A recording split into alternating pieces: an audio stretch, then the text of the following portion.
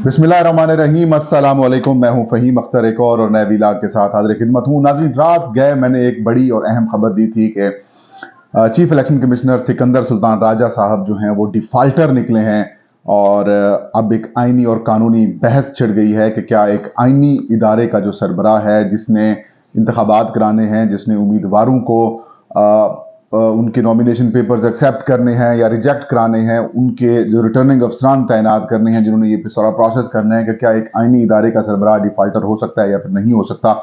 इसकी मुकम्मल तफसील आपके साथ शेयर करूंगा। और सिकंदर सुल्तान राजा साहब के लिए बड़ा सेटबैक है और पेशावर हाई कोर्ट के फैसले के बाद फिर सुप्रीम कोर्ट ऑफ पाकिस्तान में कल सिकंदर सुल्तान राजा और इलेक्शन कमीशन के जो दीगर मेंबरान हैं, इनके खिलाफ तौहीन अदालत की कार्रवाई शुरू होने वाली है।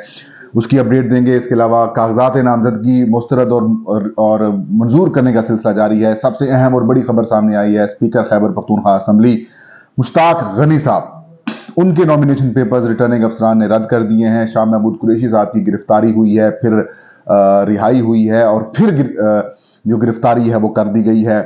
एक बदतरीन किस्म का सलूक शाह महमूद कुरैशी साबिक वजीर खारजा पाकिस्तान है, सीनियर सियासतदान है, उनके साथ किया गया। पुलिस की जानिब से इलेक्शन कमीशन ऑफ पाकिस्तान मुसलसल खामोश है।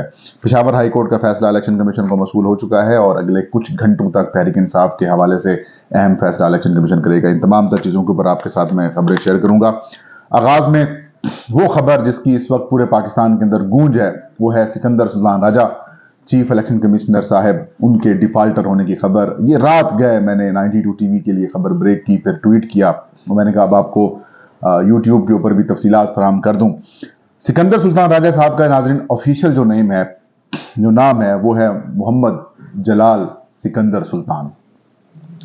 ये फेडरल सेक्रेटरी रिटायर्ड हुए हैं और उसके बाद 2020 में साबिक वजीर आजम साबिक चेयरमैन पाकिस्तान तहरीक इंसाफ इमरान खान साहब के दौरे हुकूमत में इत्तफाक राय से इमरान खान साहब की जानिब से इनका नाम तजवीज़ किया गया और इत्तफाक राय से इनको चीफ इलेक्शन कमिश्नर पाकिस्तान जो है वो तैनात किया गया। 5 साल के लिए इनकी तैनाती थी।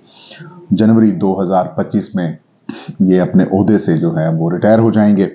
लेकिन जब इनको तैनात किया जा रहा था, उस वक्त पाकिस्तान के किसी इदारे ने वजीर आजम पाकिस्तान को ये नहीं बताया कि सिकंदर सुल्तान राजा साहब जो है वो डिफाल्टर है।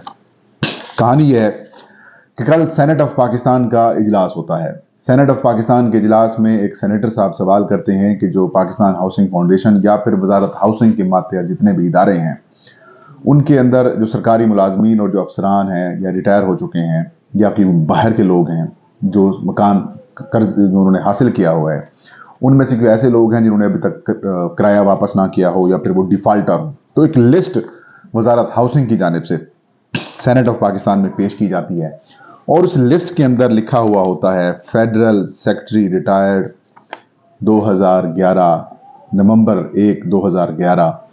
ओएसडी होते हैं मोहम्मद जलाल सिकंदर सुल्तान साहब और इनके ज़िम्मे 46,000 रुपए हैं और ये डिफाल्टर की लिस्ट के अंदर मौजूद हैं। कुछ लोगों को समझ नहीं आई कि यार जलाल सिकंदर कोई होगा, लेकिन क्योंकि मैं इलेक्शन कमीशन को कवर कर रहा हूं, जब इलेक्शन कमीशन का जब इनको तैनात करने का नोटिफिकेशन हुआ था तो वो नोटिफिकेशन की कॉपी मेरे पास आई थी, फिर उसका कोरिजेंडम आया था, वो भी मेरे पास आया था, वो अभी तक मेरे पास सेव है। तो उसके अंदर इनका नाम यही लिखा हुआ था, मोहम्मद जलाल सिकंदर सुल्तान साहब। तो मैंने कहा ये तो chief election commissioner Sikandar Sultan Raja साहब के बारे में डिस्कस हो रही है, इसका मतलब यह है कि वो डिफाल्टर हैं। मैंने एक और जगह से तस्दीक की, फिर मैंने एक और वजारत हाउसिंग वाले लोग से पूछा, फिर मैंने एक सेनेट ऑफ पाकिस्तान से पूछा, फिर मैंने इलेक्शन कमीशन ऑफ पाकिस्तान के एक दोस्त से पूछा, तो उसके बाद स्टोरी कंफर्म होगी। बेसिक असूल खबर का यही होता है कि अगर आपके पास कोई इंफॉर्मेशन आती है तो उसको आप 3 मुख्तलिफ सोर्सेज से चेक करती हैं। तो वो मैंने पूरा किया और उसके बाद मैंने खबर दे दी। रात 3 बजे की खबर मैंने चलाई और उसके बाद जो स्टोरी है उस वक्त पूरे पाकिस्तान के अंदर ट्रैवल कर रही है। ये एक इम्पॉर्टेंट इसलिए है, देखिए रकम इतनी ज़रूरी नहीं है कि वो 46,000 रुपए वो खुद जमा करा देंगे, पहले क्यों नहीं कराए। सवाल यहाँ पर ये है, वो डिफाल्टर हैं। जब वो डिफाल्टर थे तब उनको पाकिस्तान के इलेक्शन कमीशन ऑफ पाकिस्तान की पोस्ट चीफ इलेक्शन कमिश्नर, एक आईनी पोस्ट है, उसके ऊपर तैनात किया गया। अब एक डिफाल्टर उम्मीदवार होता है। अभी भी बहुत सारे लोग आपके सामने इलेक्शंस के अंदर सामने आएंगे जिन्होंने बिजली का बिल, गैस का बिल, या टेलीफोन का बिल जमा नहीं कराया होगा, वो अगर डिफॉल्टर होंगे तो उनको इलेक्शन कॉन्टेस्ट करने के लिए डिस्क्वालीफाई कर दिया जाएगा। जब वो डिस्क्वालीफाई होते हैं, जिनको कौन डिस्क्वालीफाई कर रहे हैं? रिटर्निंग अफसरान। रिटर्निंग अफसरान को कौन तैनात करता है? Election commission, chief election commissioner और बाकी मेंबरान। अब जो रिटर्निंग अफसरान उम्मीदवारों को नाअहल कर रहे हैं, उन रिटर्निंग अफसरान को तैनात करने वाला तो वो फिर इखलाकियात के आला तरीन मेरिट्स के ऊपर होना चाहिए।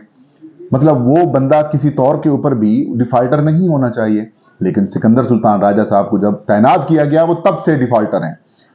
और ये बेसिक बात है, और मैं ये समझता हूं कि इसके ऊपर बहस भी होनी चाहिए, कानूनी और आईनी बहस होनी चाहिए। और सिकंदर सुल्तान राजा साहब को अखलाकी जुर्रत का मुजाहरा करना चाहिए, उसको एक्सेप्ट करना चाहिए कि माजरत करनी चाहिए, क्या करना चाहिए, रिजाइन करना चाहिए। नहीं तो इनके खिलाफ सुप्रीम जुडिशल काउंसिल का ये बेहतरीन केस है कि भाई एक डिफॉल्टर बंदा आईनी पोस्ट के ऊपर कैसे बैठ सकता है, चाहे डिफॉल्टर वो 1 रुपए का हो, 1 पैसे का हो, या फिर वो हजारों लाखों करोड़ों रुपए का हो। राजा साहब, आप डिफॉल्टर हैं और आप किस कैपेसिटी में लोगों को या सियासी जमातों को या लोगों के वो इमरान खान साहब जो हैं उनके आपने तोशाखाना की डिटेल, आपने कफ लिंक्स पूछे, घड़ियां पूछी, फलां फलां पूछे, चीजें पूछते रहे। आपके अंदर तो अखलाकी जुर्रत ही नहीं थी जनाब आला। आप खुद डिफॉल्टर हैं।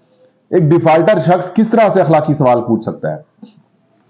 बड़े अफसोस किस्म की सूरत हाल है। और इमरान खान साहब को भी मेरे ख्याल में मिसलीड किया गया, और ये तो चीजें सामने आई हैं। तो अभी पता चला है कि जनाब राजा जी तुम डिफॉल्टर हो, तो खेल कहानी खत्म हो चुकी है आपकी, सिकंदर सुल्तान राजा साहब। और वैसे भी अब आपके खिलाफ सुप्रीम कोर्ट ऑफ पाकिस्तान के चीफ जस्टिस, जो कायम मकाम चीफ जस्टिस हैं, जस्टिस सरदार तारिक मसूद, उन्होंने कहा है कि इम्कान है कि कल यानी कि जो आने वाला दिन है जुमेरात को, इलेक्शन कमीशन ऑफ पाकिस्तान के खिलाफ जो तहरीक इंसाफ ने एक दरख्वास्त जमा कराई है तौहीन इलेक्शन कमीशन की लेवल प्लेइंग फील्ड ना मिलने के ऊपर, वो टेकअप हो सकती है और होगी कल जब वो टेकअप होगी तो फिर आपकी कहानी पक्की फिर एंड हो गई है। क्योंकि चार्जशीट तो सुबह इलेक्शन कमीशनर की तरफ से आपने खुद के ऊपर दलवा लगवा दी है, इलेक्शन कमीशन के ऊपर चार्जशीट लगी है। तस्लीम किया गया इलेक्शन कमीशन ऑफ पाकिस्तान ने कि देखें साफ शफाफ मुनसफाना इलेक्शन नहीं हो रहे। मेरी एक बड़े सीनियर दोस्त हैं, इलेक्शन कमीशन के साबिक सेक्रेटरी भी हैं, उनसे गपशप अभी हो रही थी, तो वो कह रहे थे कि बेसिकली ये आर्टिकल 6 से बचने के लिए सारी कार्रवाइयां की जा रही हैं ताकि हम अपनी चीजें रिकॉर्ड के ऊपर लेके आ सकें। अब कहानी इनसे आगे निकल चुकी है। मुश्ताक गनी साहब स्पीकर हैं इस वक्त खैबर पख्तूनख्वा असेंबली के, उनके कागजात नामजदगी रद्द कर दिए गए हैं, मुस्तरद कर दिए गए हैं रिटर्निंग अफसर की तरफ से। और ये वही रिटर्निंग अफसर हैं जो सूबाई महकमों और ब्यूरोक्रेसी से लगाए गए हैं। कहा गया कि ये मफरूर हैं, इसलिए इनके कागजात नामजदगी हम रद्द करते हैं।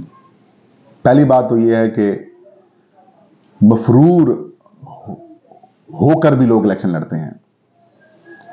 मफरूर होना इट्स नॉट अ ऑब्लिगेशंस कि आप उनके नॉमिनेशन पेपर्स रिजेक्ट कर दें। पता नहीं ये रिटर्निंग अफसर साहब किसके कहने के ऊपर कर रहे हैं, तो पूरा पाकिस्तान जानता है किसके कहने के ऊपर ये सारी कार्रवाई की जा रही है।